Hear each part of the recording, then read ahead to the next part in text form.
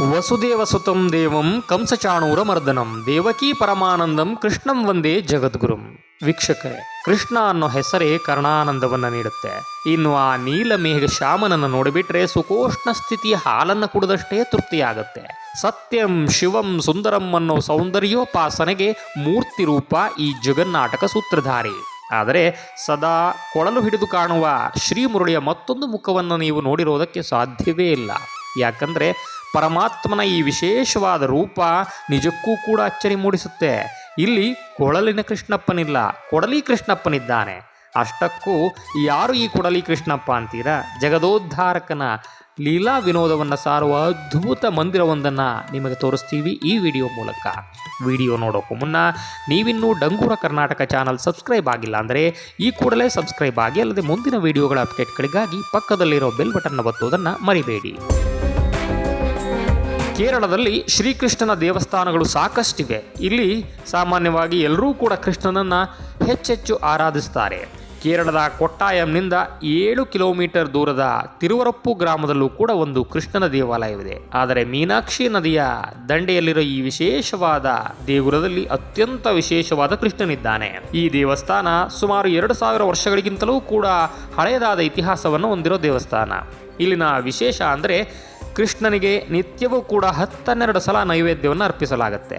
ಇನ್ನೂ ಒಂದು ವಿಶೇಷ ಅಂದರೆ ಈ ದೇವಾಲಯ ವರ್ಷದ 365 ದಿನಗಳೂ ಕೂಡ ಹಗಲು ರಾತ್ರಿ ಎನ್ನದೇ ತೆರೆದಿರುತ್ತೆ. ಪ್ರತಿನಿತ್ಯವೂ ದೇವಸ್ಥಾನದ ಬಾಗಿಲು 23 ಗಂಟೆ 58 ನಿಮಿಷಗಳವರೆಗೂ ಕೂಡ ತೆಗೆದೇ ಇರುತ್ತೆ. ಇಲ್ಲಿ ಶ್ರೀಕೃಷ್ಣನ ರಾತ್ರಿಯ ವಿಶ್ರಾಂತಿಯ ಸಮಯ ಕೇವಲ 2 ನಿಮಿಷ ಮಾತ್ರ. ರಾತ್ರಿ 11 ಗಂಟೆ 58 ನಿಮಿಷಕ್ಕೆ ದೇವಸ್ಥಾನದ ಬೀಗವನ್ನು ಹಾಕಿದ್ರೆ ಸರಿಯಾಗಿ 12 ಗಂಟೆಗೆ ತೆಗಿಬೇಕು. ಬಾಗಿಲು ತೆಗೆಯೋದು ಸ್ವಲ್ಪ ತಡವಾದರೂ ಕೂಡ ಕೃಷ್ಣ ಹಸಿವಿನಿಂದ ಬಳಲ್ತಾ ಇರುತ್ತಾನೆ. ಆದ್ದರಿಂದ ಬಾಗಿಲು ತೆಗೆಯುವ ಅರ್ಚಕರ ಕೈಯಲ್ಲಿ ಕೀಲಿ ಕೈ ಜೊತೆಗೆ ಚಿಕ್ಕ ಕೊಡಲಿ ಕೂಡ ಇರುತ್ತೆ. ಅಕಸ್ಮಾತ್ ಬೀಗ ತೆಗೆಯುವುದಕ್ಕೆ ಸ್ವಲ್ಪ ತಡ ಆಗ್ತಿದೆ ಅನ್ಸಿದ್ರೆ ಕೊಡಲಿಯಿಂದ ಬೀಗವನ್ನೇ ಒಡೆಯಲಾಗುತ್ತೆ. ಈ ಒಂದು ವಿಶೇಷವಾದ ಅಧಿಕಾರವನ್ನು ಅರ್ಚಕರಿಗೆ ಇಲ್ಲಿ ನೀಡಲಾಗಿರುತ್ತೆ. ಅರೆಕ್ಷಣವೂ ಕೂಡ ತಡೆ ಮಾಡುವಂತಿಲ್ಲ. ತಡವಾದರೆ ಕೃಷ್ಣ ಹಸಿವಿನಿಂದ ಬಳಲ್ತಾನೆ ಅನ್ನೋದು ಇಲ್ಲಿನ ಭಕ್ತರ ಗಟ್ಟಿಯಾದ ನಂಬಿಕೆ. ಇನ್ನೂ ಒಂದು ವಿಶೇಷವಿದೆ. ಗ್ರಹಣ ಕಾಲದಲ್ಲೂ ಕೂಡ ಈ ದೇವಸ್ಥಾನದ ಬಾಗಿಲನ್ನು ಹಾಕುವಂತಿಲ್ಲ. ಒಮ್ಮೆ ಹೀಗಾಯ್ತು ನೋಡಿ. ಗ್ರಹಣ ಕಾಲವೆಂದು ಹಿಂದಿನ ದಿನವಿಡೀ ದೇವಾಲಯದ ಬಾಗಿಲನ್ನು ಮುಚ್ಚಲಾಗಿತ್ತು. ಮರುದಿನ ಬಂದು ಅರ್ಚಕರು ಬಾಗಿಲು ತೆಗೆದರೆ ಕೃಷ್ಣನ ಸೊಂಟದ ಪಟ್ಟಿ ತುಂಬಾ ಕೆಳಗೆ ಜಾರಿತ್ತಂತೆ. ಅರೆ, ಹೀಗೆ ಕಾಯಿತು ಅಂತ ಅಲ್ಲಿದ್ದವರೆಲ್ಲ ಆಶ್ಚರ್ಯ ವ್ಯಕ್ತಪಡಿಸ್ತಾರಂತೆ. ಆಗ ಆದಿಗುರು ಶಂಕರಾಚಾರ್ಯರು ಒಂದು ಮಾತನ್ನು ಹೇಳ್ತಾರಂತೆ. ಈ ಕೃಷ್ಣನಿಗೆ ಬಹಳ ಹಸಿವು ಜಾಸ್ತಿ, ಕ್ಷಣವೂ ಕೂಡ ತಡೆದುಕೊಳ್ಳಲಾರ. ನಿನ್ನೆ ಗ್ರಹಣ ಅಂತ ನೀವೆಲ್ಲ ಇಡೀ ದಿನ ಬಾಗಿಲು ಹಾಕಿದ್ರಿ, ಕೃಷ್ಣ ಉಪವಾಸವಿದ್ದ. ಇದೇ ಕಾರಣಕ್ಕೆ ಅವನ ಹೊಟ್ಟೆ ಸಣ್ಣಗಾಗಿ ಸೊಂಟದ ಪಟ್ಟಿ ಕೆಳಗೆ ಜಾರಿದೆ ಅಂತಂದ್ರಂತೆ ಆಚಾರ್ಯರು. ಆಚಾರ್ಯರ ಮಾತಿನಂತೆ ಮುಂದಿನ ದಿನಗಳಲ್ಲಿ ಗ್ರಹಣದ ಸಮಯದಲ್ಲೂ ಕೂಡ ಬಾಗಿಲನ್ನು ತೆಗೆಯುವುದು ನಿತ್ಯ ಪರಿಪಾಠವಾಯಿತು ಈ ದೇವಸ್ಥಾನದಲ್ಲಿ. ಇಲ್ಲಿರೋ ಕೃಷ್ಣನ ವಿಗ್ರಹ ಮಹಾಭಾರತ ಕಾಲಕ್ಕೆ ಸೇರಿದ್ದು. ಪಾಂಡವರು ವನವಾಸದಲ್ಲಿದ್ದಾಗ ಚತುರ್ಭುಜವಿರುವ ತನ್ನದೇ ಶ್ರೀಕೃಷ್ಣನ ಪ್ರತಿಮೆಯನ್ನು ಪಾಂಡವರಿಗೆ ಕೊಟ್ಟಿದ್ದ ಕೃಷ್ಣ ಇದನ್ನ ನಿತ್ಯ ಪೂಜೆ ಮಾಡಬೇಕು ಅಂತ ಹೇಳಿದ್ನಂತೆ. ವನವಾಸದಲ್ಲಿದ್ದಷ್ಟು ದಿನವೂ ಕೂಡ ಪಾಂಡವರು ಚೆನ್ನಾಗೇ ಪೂಜೆ ಮಾಡ್ತಾ ಇದ್ರು. 12 ವರ್ಷ ವನವಾಸ ಮುಗಿದು 1 ವರ್ಷದ ಅಜ್ಞಾತವಾಸಕ್ಕೆ ಹೊರಡುವಾಗ ಪಾಂಡವರು ಈ ವಿಗ್ರಹವನ್ನ ಆ ಊರಿನ ಗ್ರಾಮದ ಜನರಿಗೆ ಕೊಟ್ಟು ಹೋದ್ರಂತೆ. ಪೂಜೆ ಮಾಡಿ ಅಂತ ಹೇಳಿದ್ರಂತೆ. ಊರಿನ ದೇವಾಲಯದಲ್ಲಿ ಕೃಷ್ಣನ ಪ್ರತಿಷ್ಠಾಪನೆ ಮಾಡಿದ ಗ್ರಾಮಸ್ಥರು ಪೂಜೆ ಮಾಡ್ತಾ ಬಂದಿದ್ರು. ಆದರೆ ಆ ಪೂಜೆ ಸಾಕಾಗಲಿಲ್ಲವೋ ಅಥವಾ ಪರಿಸ್ಥಿತಿಯ ವಿಕೋಪವೋ ಏನೋ ಗ್ರಾಮದಲ್ಲಿ ಸಮಸ್ಯೆಗಳು ತಲೆದೋರಲಾರಂಭಿಸಿದ್ವಂತೆ. ಹೀಗಾಗಿ ಹೆದರಿದ ಗ್ರಾಮಸ್ಥರು ಆ ವಿಗ್ರಹವನ್ನ ಸಮುದ್ರದಲ್ಲಿ ವಿಸರ್ಜನೆ ಮಾಡಿಬಿಟ್ರಂತೆ. ಒಂದಷ್ಟು ವರ್ಷಗಳು ಹೀಗೆ ಕಳೆಯಿತು. ಅದೊಂದು ಸಮಯ ಬಂತು ನೋಡಿ. ಶ್ರೀಕೃಷ್ಣ ಮತ್ತೆ ಸಮುದ್ರದಿಂದ ಮೇಲೆದ್ದು ಬರುವಂತಹ ಸಮಯ. ಶಂಕರಾಚಾರ್ಯರು ತಮ್ಮ ಶಿಷ್ಯರ ಜೊತೆ ದೋಣಿಯಲ್ಲಿ ಪ್ರಯಾಣ ಮಾಡ್ತಾ ಇದ್ರಂತೆ. ಅವರು ಹೋಗ್ತಾ ಇದ್ದ ದೋಣಿ ಒಂದು ಕಡೆ ನಿಂತು ಬಿಡ್ತು. ಆಚಾರ್ಯರು ಧ್ಯಾನದ ಮೂಲಕ ಸಮುದ್ರದ ಆಳದಲ್ಲಿ ಕೃಷ್ಣನ ವಿಗ್ರಹ ಇದೆ ಅನ್ನೋದನ್ನ ತಿಳಿದುಕೊಂಡ್ರಂತೆ. ಅದನ್ನ ತೆಗೆಯುವುದು ಹೇಗೆಂದು ನೋಡ್ತಾ ಇದ್ದಂತೆ ಎದುರಿಗೆ ಕಾಣುತ್ತಾ ಇದ್ದ ಸಮುದ್ರದ ಒಂದು ಜಾಗದಲ್ಲಿ ಮತ್ತಾಕಾರ ಗುರುತಿದ್ದು ಆ ಜಾಗದ ನೀರು ತಗ್ಗುತ್ತಾ ಹೋಗಿ ಕೆಳಗಿದ್ದ ಕೃಷ್ಣನ ವಿಗ್ರಹ ತಂತಾನೆ ಕಾಣಿಸ್ತಂತೆ.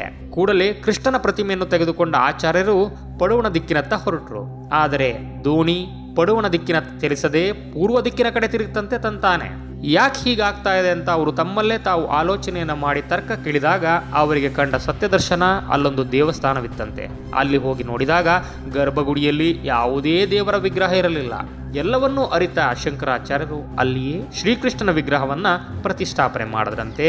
ಶಿಷ್ಯರೊಂದಿಗೆ ಅಲ್ಲಿಂದ ಹೊರಟ್ರಂತೆ. ನಿತ್ಯ ಪೂಜೆಯನ್ನ ಅವರ ಆಚಾರ್ಯರ ಜೊತೆ ಬಂದಿದ್ದ ವಿಶ್ವಮಂಗಳ ಅನ್ನೋ ಸನ್ಯಾಸಿಗಳು ನಿತ್ಯ ಪೂಜೆಯನ್ನು ಮಾಡ್ತಾ ಹೋದ್ರಂತೆ. ಮುಂದೆ ಕುಶನ್ ಮೆನನ್ ಎಂಬುವರು ದೇವಸ್ಥಾನಕ್ಕೆ ಜಾಗವನ್ನು ಕೊಟ್ಟರು ಹಾಗೂ ದೇವಸ್ಥಾನದ ಅಭಿವೃದ್ಧಿಯ ನಿರ್ಮಾಣ ಕಾರ್ಯದಲ್ಲಿ ಅವರೇ ಮುಂದೆ ನಿಂತು ಮುತುರ್ವರ್ಜಿಯನ್ನು ವಹಿಸಿದ್ರು.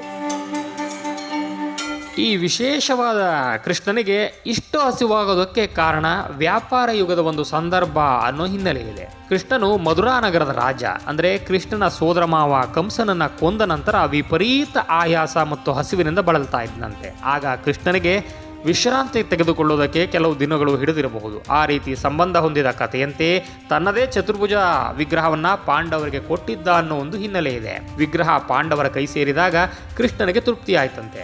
ಪಾಂಡವರು ಅಜ್ಞಾತವಾಸಕ್ಕೆ ಹೊರಟು ಕೆಲವೇ ತಿಂಗಳು ಅಥವಾ ವರ್ಷದಲ್ಲಿ ಆ ಗ್ರಾಮದ ವಿಕೋಪವಾದ ಪರಿಸ್ಥಿತಿಯ ಕಾರಣದಿಂದ ವಿಗ್ರಹ ಸಮುದ್ರದ ಆಳಕ್ಕೆ ಹೋಗಿತ್ತು. ಮತ್ತೆ ಶಂಕರಾಚಾರ್ಯರ ಮೂಲಕ ಪ್ರತಿಷ್ಠಾಪನೆಯಾಗಿ ಸನ್ಯಾಸಿಗಳು ಶ್ರೀಕೃಷ್ಣನಿಗೆ ವಿಶೇಷವಾದ ಪೂಜೆಯ ನೈವೇದ್ಯಗಳನ್ನು ವಿಧಿವತ್ತವಾಗಿ ನಡೆಸ್ತಾ ಇದ್ರು. ಕ್ರಮೇಣ ಈ ದೇಗುಲ ಪ್ರಸಿದ್ಧಿಗೆ ಬಂದಿತ್ತು. ಇಲ್ಲಿನ ಇನ್ನೊಂದು ವಿಶೇಷ ಅಂದರೆ ಎಲ್ಲ ದೇವಾಲಯಗಳಲ್ಲೂ ಕೂಡ ದೇವರಿಗೆ ಅಭಿಷೇಕ, ಅಲಂಕಾರ, ಪೂಜೆ, ಅರ್ಚನೆಯನ್ನು ಮಾಡಿದ ನಂತರ ನೈವೇದ್ಯವನ್ನು, ಮಂಗಳಾರತಿಯನ್ನು ಮಾಡ್ತಾರೆ. ತಿರುವರಪ್ಪು ಕೃಷ್ಣರಿಗೆ ಮುಂಜಾನೆ 2 ಸಾರಿ ನೈವೇದ್ಯ ಮಾಡಲಾಗುತ್ತೆ. ನಂತರವೇ ಅವನಿಗೆ ಅಭಿಷೇಕ, ಅಲಂಕಾರ ಮತ್ತೆ ಅಭಿಷೇಕ ಮುಗಿತಾ ಇದ್ದಂತೆ ತಲೆಯ ಕೂರವನ್ನು ಮಾತ್ರ ಒರೆಸಿ ನೈವೇದ್ಯವನ್ನು ಅರ್ಪಿಸಿದ ಮೇಲೆ ಅವನ ಮೈಯನ್ನು ಒರೆಸ್ತಾರೆ. ಅಂದರೆ ಕ್ಷಣ ಕ್ಷಣಕ್ಕೂ ಕೂಡ ಕೃಷ್ಣ ಹಸಿವಾಗದಂತೆ ಕಾಳಜಿಯನ್ನು ವಹಿಸೋದು ಇಲ್ಲಿನ ಪದ್ಧತಿ. ಅಭಿಷೇಕ ಆದಮೇಲೆ ಕೃಷ್ಣ ಬಳಲಿದಂತೆ ಕಾಣುತ್ತಾನೆ. ನೈವೇದ್ಯ ಆದಮೇಲೆ ಕೃಷ್ಣನ ಮೈ ಒರೆಸಿದಂತೆ ಎಲ್ಲ ಒಣಗಿರುತ್ತೆ. ಅವನ ಮುಖದಲ್ಲಿ ನಗು ಮೂಡುತ್ತೆ. ಅವನಿಗೆ ಅರ್ಪಿಸಿದ ನೈವೇದ್ಯದ ಪಾತ್ರೆಯನ್ನು ನೋಡಿದಾಗ ನೈವೇದ್ಯದ ಪದಾರ್ಥ ಸ್ವಲ್ಪ ತಗ್ಗಿರುತ್ತೆ ಅನ್ನೋದು ಅರ್ಚಕರ ಮತ್ತು ಅಲ್ಲಿನ ಭಕ್ತರ ನಂಬಿಕೆ. ನಿತ್ಯವೂ ಕೂಡ 10 ಸಲ ನೈವೇದ್ಯವನ್ನು ಮಾಡಲಾಗುತ್ತೆ. ಅದು ಕೂಡ ಕೃಷ್ಣನಿಗೆ ಪ್ರಿಯವಾದ ಹಾಗೂ ಕೇರಳದ ಅನೇಕ ಬಗೆಯ ಸಿಹಿ ಪಾಯಸ ಮತ್ತು ಬೂಂದಿ ಈ ಥರದ ಭಕ್ಷ್ಯಭೋಜ್ಯಗಳನ್ನು ನೈವೇದ್ಯಕ್ಕೆ ಇಡಲಾಗುತ್ತೆ. ಬಗೆಯ ಹಣ್ಣುಗಳನ್ನು ಕೂಡ ನೈವೇದ್ಯವನ್ನು ಮಾಡಲಾಗುತ್ತೆ. ರಾತ್ರಿ 11 ಗಂಟೆ 57 ನಿಮಿಷಕ್ಕೆ ಬಾಗಿಲು ಹಾಕುವ ಸಮಯಕ್ಕೆ ಮುಂಚೆ, ಅಂದರೆ 58 ನಿಮಿಷಕ್ಕೆ ಬಾಗಿಲು ಹಾಕ್ತಾರೆ. 57 ನಿಮಿಷಕ್ಕೆಲ್ಲ ಹೊರಗಡೆ ಬಂದು ದೇವಸ್ಥಾನದ ಸಮಿತಿಯವರು ಎಲ್ಲರಿಗೂ ಕೂಗುವಂತೆ ಆ ಮೆಟ್ಟಿಲುಗಳ ಮುಂದೆ ನಿಂತ್ಕೊಂಡು ಯಾರಾದರೂ ಹಸಿವಾದವರು ಇದ್ದರೆ ದಯವಿಟ್ಟು ಬಂದು ಪ್ರಸಾದ ಸೇರಿಸಿ ಅಂತ ಕೂಗುತ್ತಾರಂತೆ. ಹೀಗಾಗಿ ಈ ದೇವಸ್ಥಾನದ ಸುತ್ತಮುತ್ತ ಯಾರೂ ಕೂಡ ಹಸಿವಿನಿಂದ ಇರೋದಿಲ್ಲ. 2 ನಿಮಿಷಗಳ ಕಾಲ ಬಾಗಿಲು ಮುಚ್ಚಿ ತೆಗೆಯುವ ಅರ್ಚಕರು ಕೈಲಿ ಕೀಲಿಕೈ ಮತ್ತು ಚಿಕ್ಕ ಕೊಡಲಿಯನ್ನು ಇಟ್ಕೊಂಡಿರ್ತಾರೆ. ಕೃಷ್ಣನಿಗೆ ಹಸಿವು ತಡೆಯಲಾರದೆ ಬಳಲ್ತಾ ಇರ್ತಾನೆ. ಅಕಸ್ಮಾತ್ ನಾವು ಬಾಗಿಲು ತೆಗೆಯೋದೇನಾದರೂ ಸರಿಯಾಗಿ ಹಾಕೋದು ತೆಗೆಯೋದು ಆಗಲಿಲ್ಲ ಅಂತಂದರೆ ತಕ್ಷಣ ಆ ಬಾಗಿಲ ಬೀಗವನ್ನು ಹೊಡೆದು ಆಮೇಲೆ ಒಳಗಡೆ ಹೋಗ್ಬೋದು ಅನ್ನೋ ಲೆಕ್ಕಾಚಾರ ಅರ್ಚಕರದ್ದು. ಈ ಒಂದು ವಿಶೇಷವಾದ ಅನುಮತಿಯನ್ನು ಅರ್ಚಕರಿಗೆ ಇಲ್ಲಿ ನೀಡಲಾಗಿದೆ. ಬಾಗಿಲು ತೆಗೆದು ಗರ್ಭಗುಡಿಯೊಳಗೆ ಹೋಗುವಾಗ ಕೈಯಲ್ಲಿ ನೈವೇದ್ಯದ ಪಾತ್ರೆಯನ್ನು ಹಿಡಿದುಕೊಂಡು ಮೊದಲು ಕೃಷ್ಣನಿಗೆ ಅರ್ಪಿಸಿ ಆಮೇಲೆ ಪೂಜೆ, ಮಂಗಳಾರತಿ ಮಾಡೋದು. ಈ ದೇವಸ್ಥಾನದ ಪ್ರಸಾದ ಬಹಳ ರುಚಿಯಾಗಿರುತ್ತಂತೆ. ಒಮ್ಮೆ ತಿಂದರೆ ಮತ್ತೆ ಹಸಿವೆ ಆಗೋದಿಲ್ಲ ಅನ್ನೋದು ಭಕ್ತರ ಒಂದು ವಿಶೇಷವಾದ ಜನಜನಿತ ಮಾತು. ಹಾಗೆ ಜೀವಮಾನದಲ್ಲಿ ಆಹಾರಕ್ಕೆ ತೊಂದರೆನೇ ಆಗೋದಿಲ್ಲ ಇಲ್ಲಿ 1 ಸಲ ಪ್ರಸಾದವನ್ನು ಸ್ವೀಕರಿಸಿ ಹೋದವರಿಗೆ ಅನ್ನೋ ಮಾತು ಕೂಡ ಇದೆ. ಕೃಷ್ಣನ ದರ್ಶನ ಮಾತ್ರದಿಂದಲೇ ದಾರಿದ್ರ್ಯ ನಿವಾರಣೆಯಾಗಿ ಮತ್ತೆಂದೂ ಕೂಡ ಹಸಿವು ಅನ್ನೋದು ಹತ್ತಿರ ಸುಳಿಯಬಾರದು ಅನ್ನೋದು ಇಲ್ಲಿನ ನಂಬಿಕೆ.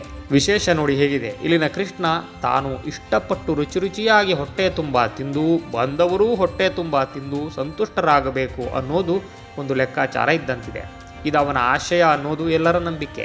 ಇಲ್ಲಿ ಭಕ್ತರು ಕೃಷ್ಣನ ಬೇಡಿಕೊಂಡ್ರೆ ಭಕ್ತರನ್ನ ಸಲಹುತ್ತಾನೆ ಅನ್ನೋ ಅತಿ ದೊಡ್ಡ ವಿಶ್ವಾಸವಿದೆ.